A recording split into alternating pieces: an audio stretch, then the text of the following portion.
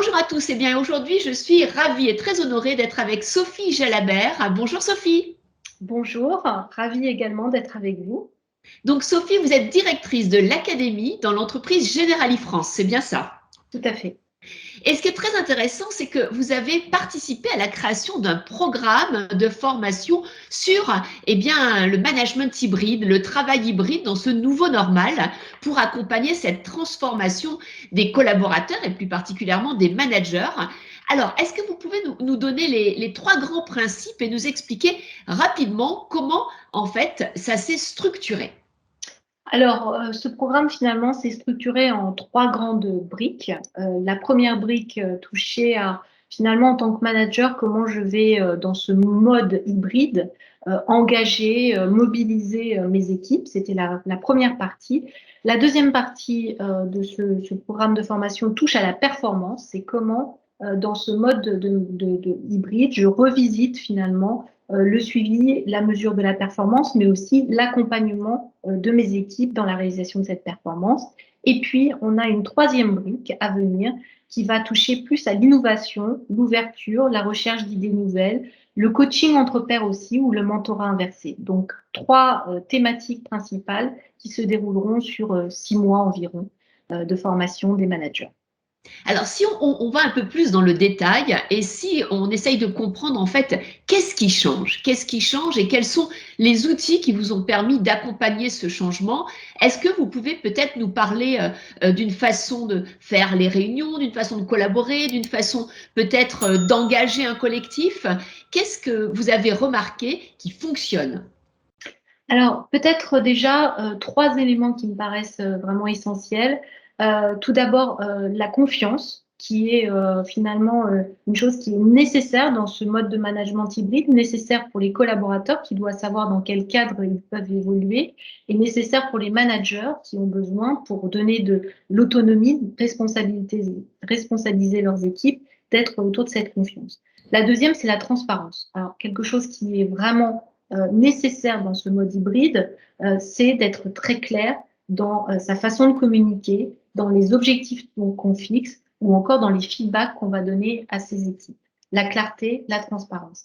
Et puis, un troisième axe, qui est un axe également essentiel et pas toujours simple d'ailleurs à observer, c'est l'équité. C'est s'assurer que les décisions qu'on prend en tant que manager, les positions qu'on va pousser, eh bien, et le fait qu'on va autoriser un collaborateur à être en distanciel, un autre à l'être peut-être dans des conditions un peu différentes, et bien que tout ça soit très clair, très explicite et compris de tous, de façon à ce qu'il n'y ait pas une notion d'inéquité qui soit, qu'on soupçonne de l'inéquité possible. Donc, on a bien compris en fait un programme en trois briques avec trois principes fondateurs, des principes socles, la Tout à confiance, la fait. transparence, l'équité. Mais alors maintenant, concrètement, je suis un manager hybride, je dois animer une réunion, je suis un manager hybride, je dois prendre une décision, je suis un manager hybride, je dois engager des personnes qui sont à distance et en présentiel. Comment je fais? Alors, pas simple parce que ça signifie qu'on revisite un peu nos idées. On va prendre les réunions, qui est finalement un sujet assez simple qu'en tant que manager, on est tous amenés à mettre en œuvre. D'abord, ça nécessite une préparation en amont, certainement beaucoup plus exigeante, structurée qu'elle ne l'était quand je faisais des réunions en présentiel classique. Préparation d'autant plus importante que de plus en plus, nos managers gèrent des réunions en mode hybride. Ils ont une partie de l'équipe qui peut être sur site et d'autres personnes qui sont à distance. Donc, préparation, c'est vraiment essentiel. Ensuite, dans le cadre de cette réunion, une interaction qui doit être suscitée, sans doute encore plus que dans les réunions classiques que nous avions l'habitude de faire. Et cette interaction, elle s'appuie forcément sur les outils. En l'occurrence, on utilise, nous, l'outil Teams qui permet au travers du chat, au travers de la mise en sous-groupe, le fait d'avoir des sous-commissions, qui permet de s'assurer que les idées sont bien passées, comprises et que les participants sont bien actifs dans cette réunion. Et puis, se dire aussi, vous parliez de prise de décision, que la réunion n'est pas la solution unique. Et il faut bien, et ça revient à la préparation, cerner l'objectif de la réunion, et les prises de décision, elles peuvent être prises, enfin, elles peuvent se faire en réunion, mais ça peut être d'autres modes, des modes plus asynchrones, qui peuvent être plus efficaces, qui permettent de prendre du recul au bon moment pour prendre la meilleure décision collectivement, bien évidemment avec des systèmes de partage d'informations qui existent et qui sont très efficaces aujourd'hui.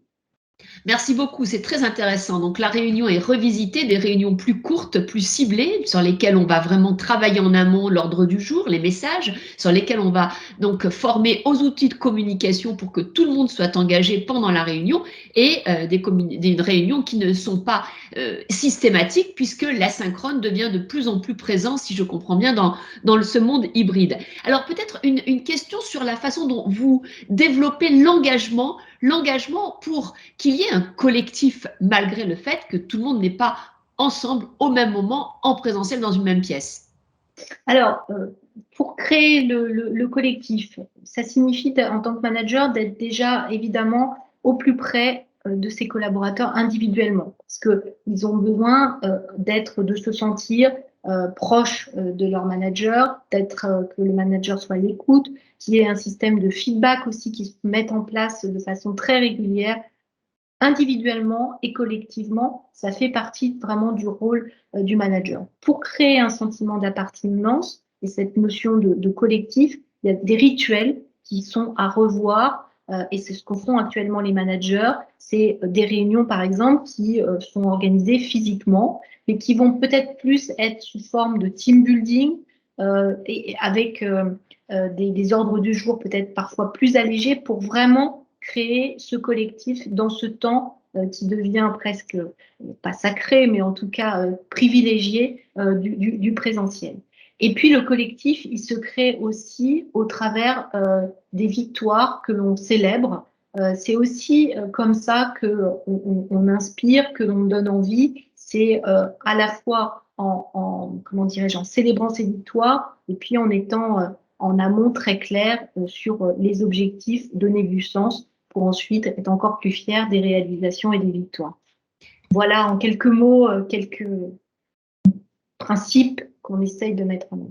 Très intéressant. Donc, si je comprends bien, donc le collectif, c'est à la fois être très clair sur le sens, la raison d'être, pourquoi on vient travailler, et c'est bien plus que simplement à réaliser des tâches. Hein, c'est vraiment appartenir à une idéologie, à un sens au travail. Ensuite, vous avez cet outil de feedback qui est vraiment un outil puissant au niveau individuel, collectif, et qui est donc ritualisé. Et puis, vous avez parlé donc de célébrer des victoires, c'est-à-dire d'être dans le positif, et que ce soit des victoires sur des projets, sur des personnes, individuellement ou collectivement. Donc vraiment un immense merci Sophie, parce que vous nous avez donné des points clés, vous nous avez donné vos convictions, et puis surtout on voit une entreprise en action, une entreprise qui a pris le monde hybride comme étant une opportunité pour développer de la croissance, mais aussi pour donner, j'imagine, une envie de travailler différemment à chacun des collaborateurs.